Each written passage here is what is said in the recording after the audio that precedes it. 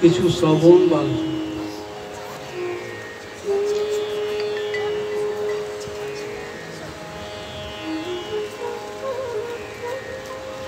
মহাপ্রভুর বায়োগ্রাফিক্যাল গ্রন্থের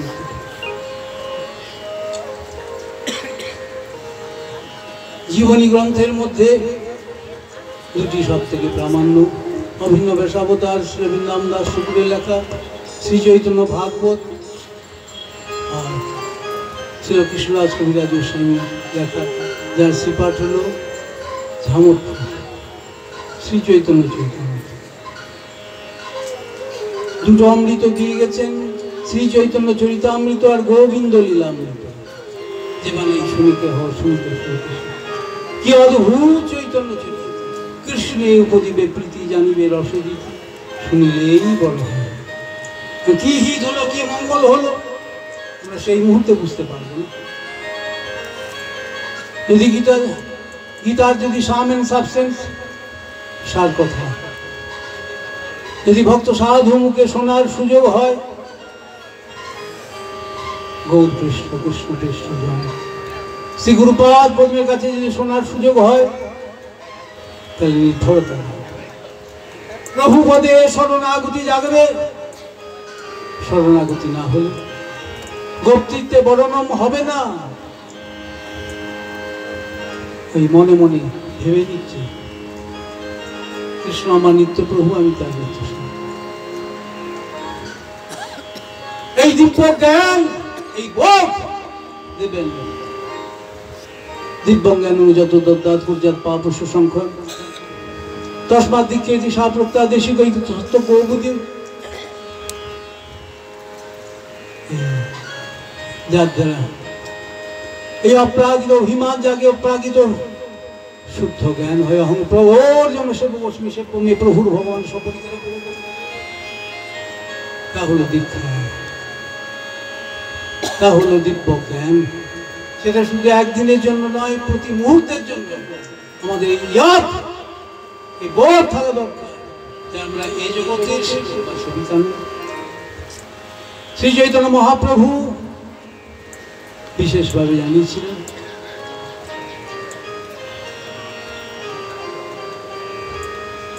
তুমি প্রভু নও, তুমি প্রভু সেবক। একলা ঈশ্বর কৃষ্ণ আর সব যারা জয়ছে না চায় সে তৈরি করে নিত্য ঈশ্বর কেউ না। মহাপ্রভু দর্শনে হোল চৈতন্য ফিলসফি আমরা তন্ন তন্ন করে খুঁজেও জীবের প্রেম কথাটা কোথাও পাবো না। মহাপ্রভু দর্শনে জীব প্রেম বলেন, জীবে দয়া নামনি রুচি। মধ্য ভাগবতের লক্ষণে বললেন, ঈশ্বরে ততদিনে সুবালি সেই সুদৃশ্যসূচক প্রেম ও মৈত্রীর অপেক্ষা যৎকারোতি সমধ্যম। যাত্রার সঙ্গে প্রেম করলে জ্বালা হবে, জ্বলে পুড়ে মরছে।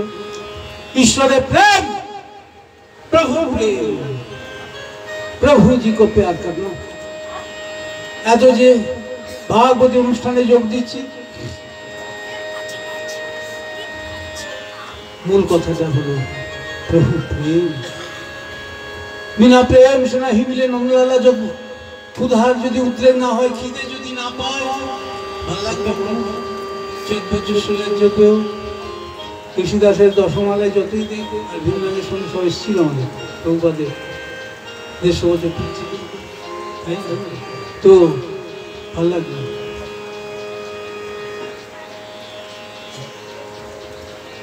যাক,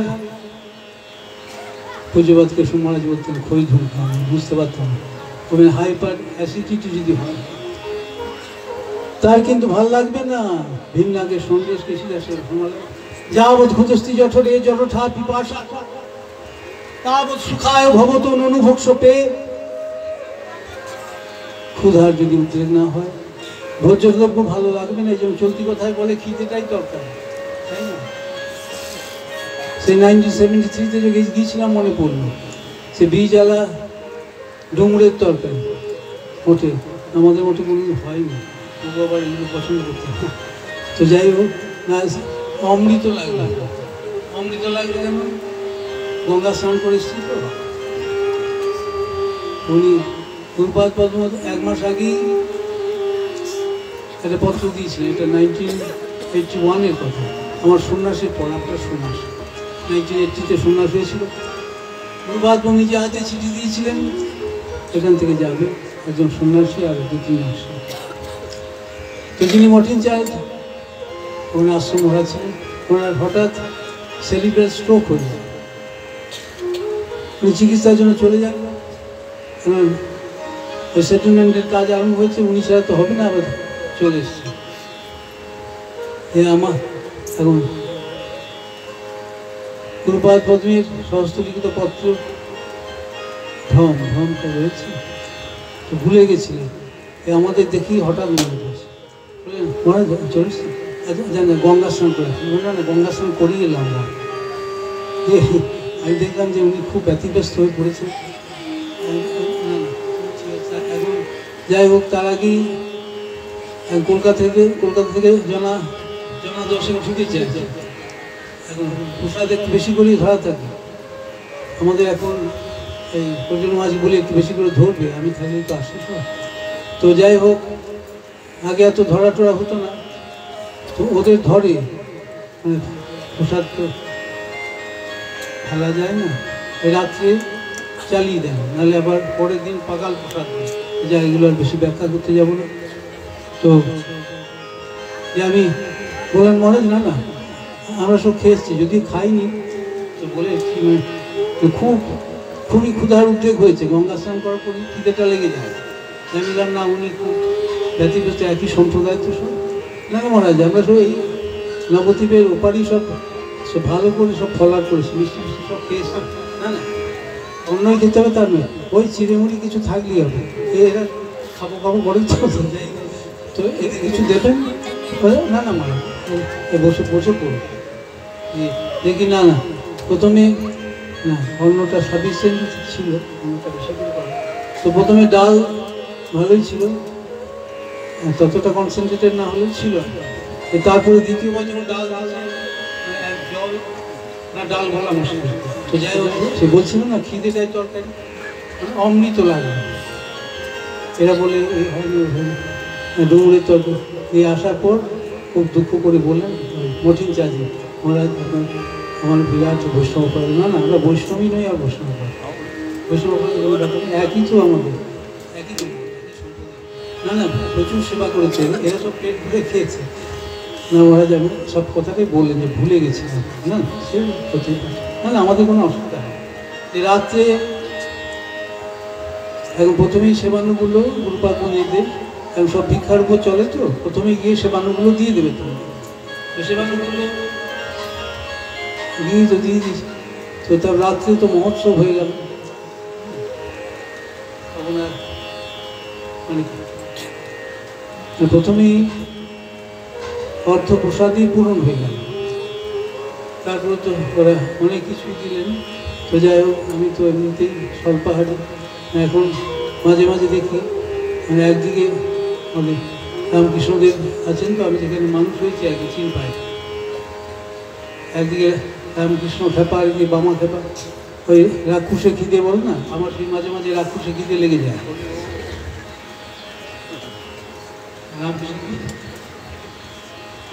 আমার তো খেপা খেপি নিয়ে চলছে, যার অসুবিধা কিছু হয়নি। তো এখন যাই হোক মাথাটা প্রভু ঠিকই রেখেছে, না ঠিকই থাকবে। তো না মাথা আমাদের কী করে ঠিক থাকবে, আমরা কি করে শান্ত হব? শ্রী চৈতন্য মহাপ্রভুর প্রদর্শিত পথে যদি আমরা চলি, মাথা তো শান্ত থাকবে। আমরা প্রভুর ভক্ত হব, আমরা অন্যের ভক্ত হব না। মহাপ্রভু সনাতন শিক্ষায় বললেন, কৃষ্ণ ভক্ত নিষ্কাম অতএব শান্ত, মুক্তি মুক্তি সিদ্ধিগামী সকলে অশান্ত। এরা কেন অশান্ত? এরা কেউ প্রত্যক্ষ, কেউ প্রচ্ছন্ন ভোগী, তো কেউ শুষ্ক ত্যাগী। তো এই জন্য কৃষ্ণ ভক্ত নিষ্কাম অতএব শান্ত, ভগৎ ভক্তি জড় জাগতি কামনা থাকে না। তাই মহাপ্রভু বললেন, সনাতন ভক্তই শান্ত। ভক্ত শান্ত সত্যম শিবম সুন্দরম। আমরা পরম সত্যের উপাসনা করব, আমরা পরম সত্যের ভজনা করব। কলিকালের নাম ভজনী কৃষ্ণ ভজন, নাম সেবাই কৃষ্ণ সেবা। ভজন আকাশ কুসুম কিছু নয়, ভজন হলো প্রভু সুগন্ধ। গৌর হরি জানিয়েছিলেন কলিকালের ভজন নাম।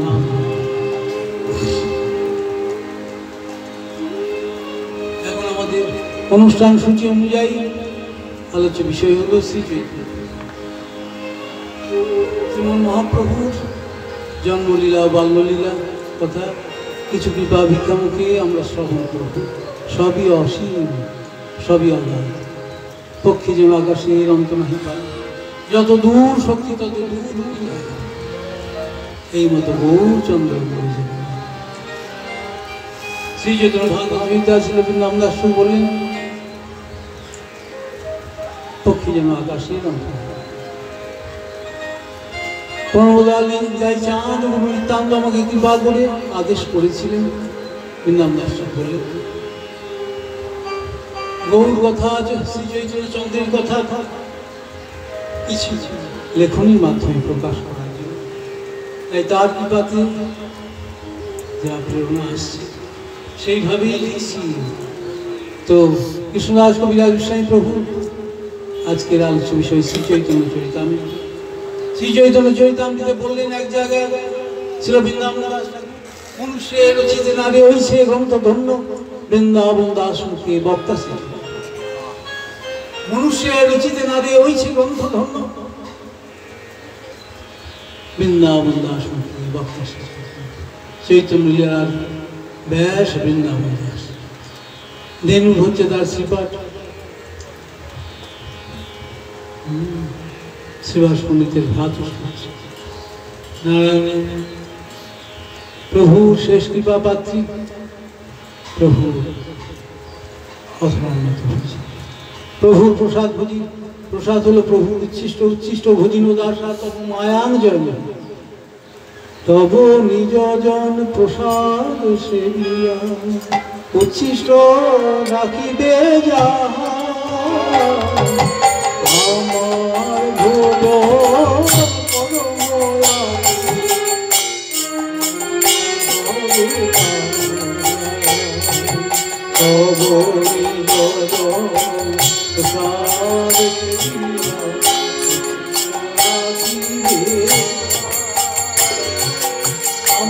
আমার ভোগ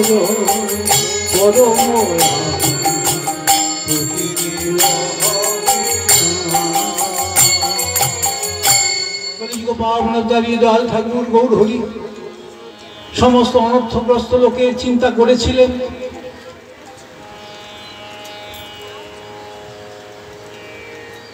যারা চিতাপে দগ্ধ, আধ্যাত্মিক আদি দৈবিক আদি ভৌতিক, সকাল থেকে উঠে মানসিক চাপ ঘুমোচ্ছে। যারা জাগতিক দৃষ্টিতে সব ধনকুবের, তাদের মুখ থেকে শোনা গুরুজি বারুদের স্তূপের মধ্যে বসে, বারুদের স্তূপের মধ্যে বসে কি হয় গৌতম জানো তো, যে কোনো মুহূর্তে বাস করে। তো এই বারুদের স্তূপ থেকে তুলে নিয়ে এসেছিলেন হরিনাম সুধার সুধার। দিন যত ছিল হরিনামে উদ্ধারিল, দিন যত ছিল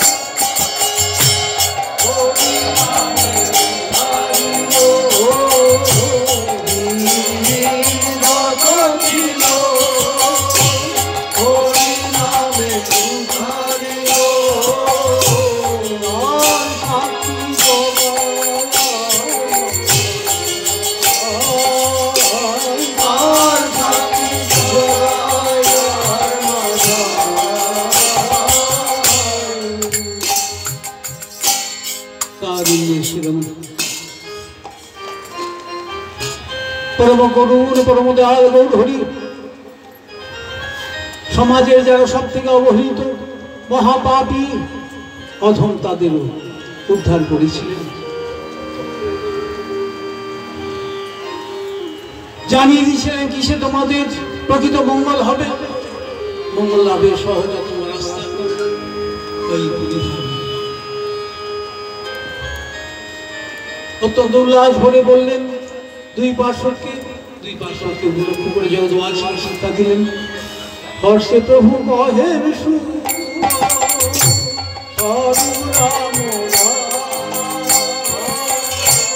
হর্ষে প্রভু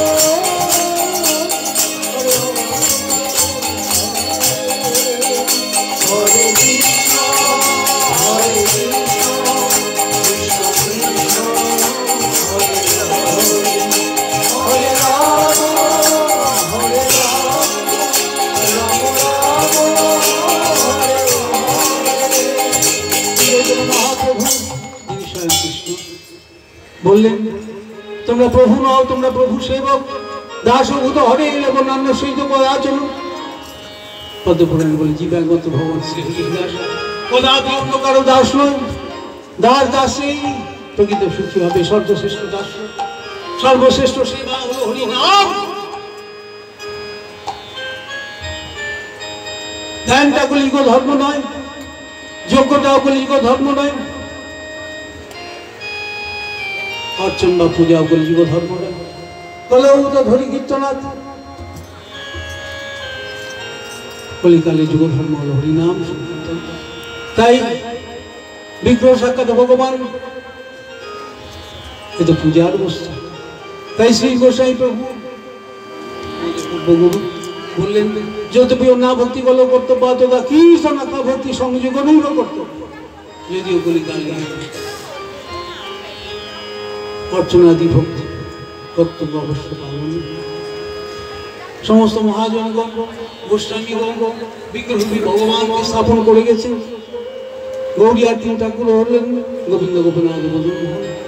সমদা দিদি বলেন রাধা মদন মোহন, কবিতা দিদি বলেন রাধা গোবিন্দ দেব, প্রয়োজন দিদি বলেন রাধা গোপীনাথ। তাই যত বিয়োগ না ভক্তি বলো কর্তব্য তথা কি ভক্তি সংযোগ নৈব কর্তব্য, অন্যান্য ভক্ত কলিকালে যাজন করতে হয়। হরিনাম সংকীর্তন সহযোগী, হরিনাম করতে করতে পুষ্পচরণ তুলসী চয় ভোগ রন্ধন শ্রীমন্দির মার্জন সব, কিন্তু হরিনাম যদি না করি কর্মাঙ্গ শুদ্ধ ভক্তি হবে না। তাই হাতে সেবা মুখে নাম, হাতে কাম মুখে না হরিনাম ময় যদি আমাদের তাহলে গৃহটা প্রাকৃত ধাম তুল্য হয়ে যাবে। ভক্তিনাথ ঠাকুর শরণাগতি ভক্তি গীতিতে গায়ে গায়ে ধীরে ধীরে ভজন দেখি গৃহেতে বলো গো ভাই গৃহটা প্রাকৃত ধাম হয়ে যাবে যদি গৃহটা নামময় হয়, সেবাময় হয়। শ্রী চৈতন্য মহাপ্রভু জানিয়েছিলেন সর্বশ্রেষ্ঠ সেবা, সর্বশ্রেষ্ঠ আরাধনার কথা, যা শ্রীমুখোচ্চারিত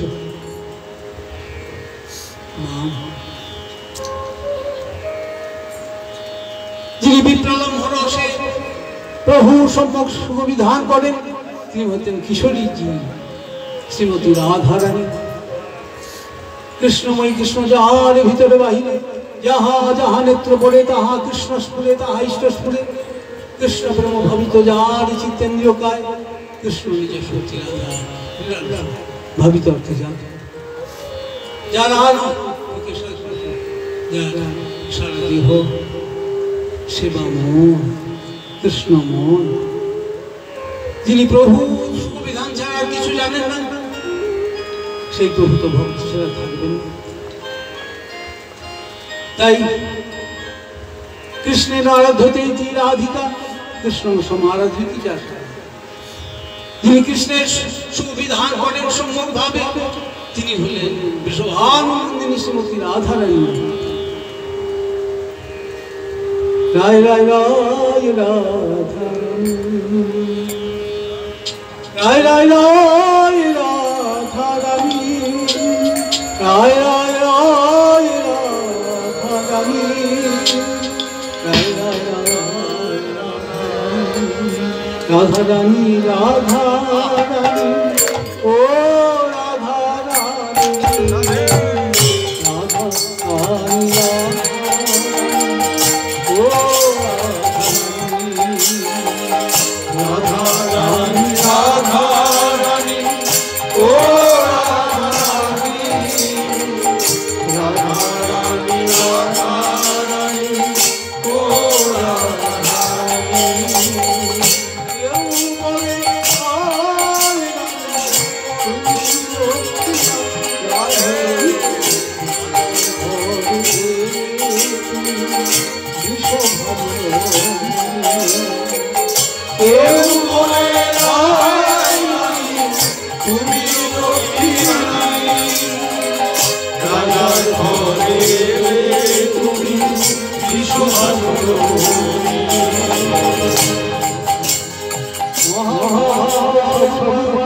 শ্রী রাধা ঠাকুরানী রাধে সর্বগুণ কৃষ্ণ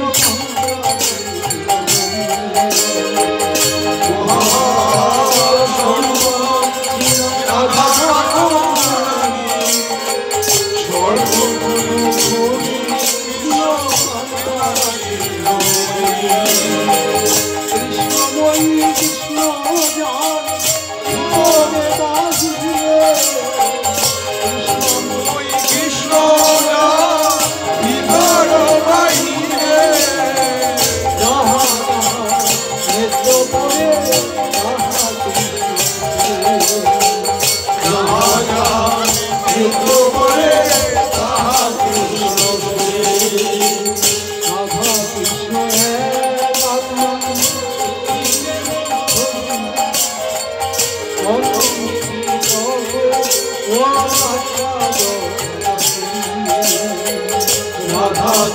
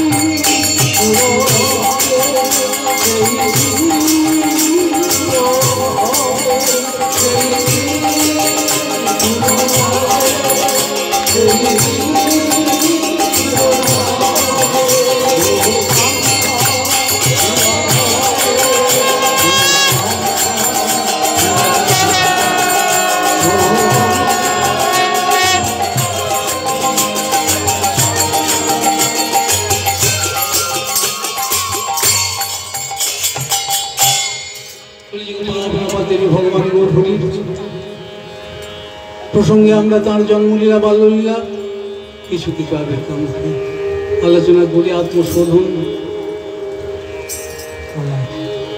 চেষ্টা করব। এখন হরিনাম হরিকথা আমাদের হৃদয়টাকে ক্লিন করে দেবে। শ্রীমন মহাপ্রভু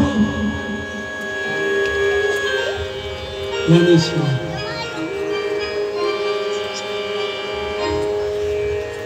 ওই উর্পিতে তত্ত্ববাদী সম্প্রদায়ের আচার্যকে বললেন, শ্রবণ কীর্তন হইতে কৃষ্ণ হয় প্রেমা।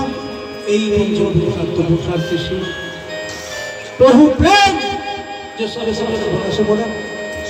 যে প্রেমে অবসূত ভগবান বশীভূত হয়ে যান, অজিত ভগবান হয়ে যান।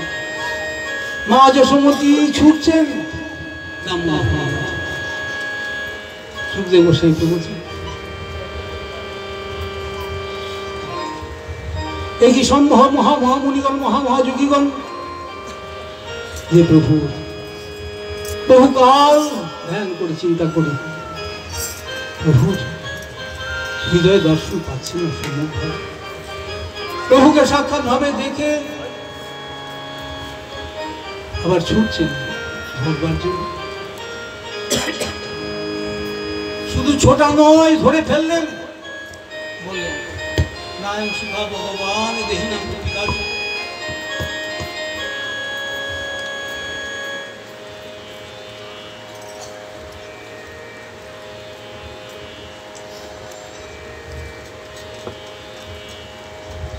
জ্ঞানী নাম ভূতানাম যথা ভক্তি মতামি হোক।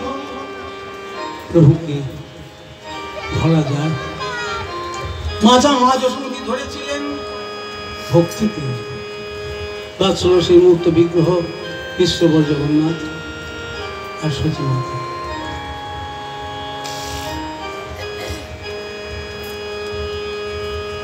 হইতে হইতে হইল গর্ভ ত্রয়োদশ মাস, তথাপি ভূমিষ্ঠ নহে নিঃশ্রেষ হইল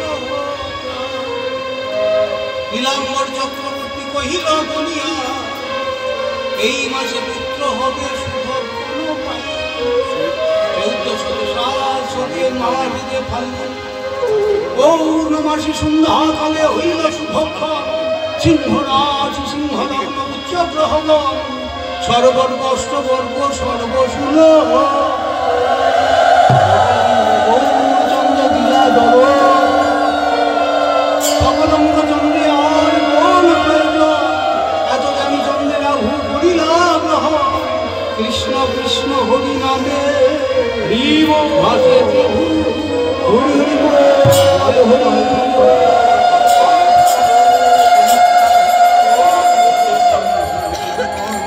গৌরহরি আবির্ভাবের সাথে সাথে জানিয়েছিলেন সব থেকে আনন্দময় হলো হরিনাম। কিন্তু मेरा गुरुजी जिंदा शास्त्र थे, उन्होंने बोला आंध का पकड़ने से आंध मिलेगा, আমাদের আনন্দাসিত হতে হবে। সেই কৃষ্ণ এসে আনন্দ ঘন বিগ্রহ কৃষ্ণ কলিকালে নাম রূপে অবতীর্ণ, তাই কলিকালে নমস্তে কৃষ্ণাশ্রয় নাম ভজন কৃষ্ণ ভজন। তাই গৌর হরি যিনি আনন্দ ঘন বিগ্রহ, আনন্দ का ধারা আবির্ভাবের সাথে সাথে সকলকেই আনন্দ দিয়েছেন হরি নামের মাধ্যমে। গুরুপাদমা বলতেন আনন্দ একটা কথার কথা নয়, আনন্দ অপ্রাকৃত ব্যক্তি অপ্রাকৃত বস্তু। আনন্দ কথা বলতে পারে কোটি কোটি মায়াবদ্ধ জীবকে এই মায়ার সংসার থেকে উদ্ধার করে নিত্য ধামে, নিত্য সুখময় ধামে, মায়াতীত ধামে প্রভুর চরণ সৃজন সরোজে সেবা ধামে পৌঁছে দিতে পারে। তিনি হচ্ছেন আনন্দ ঘন বিগ্রহ কৃষ্ণ, আনন্দ নবঘন শ্যাম, আনন্দ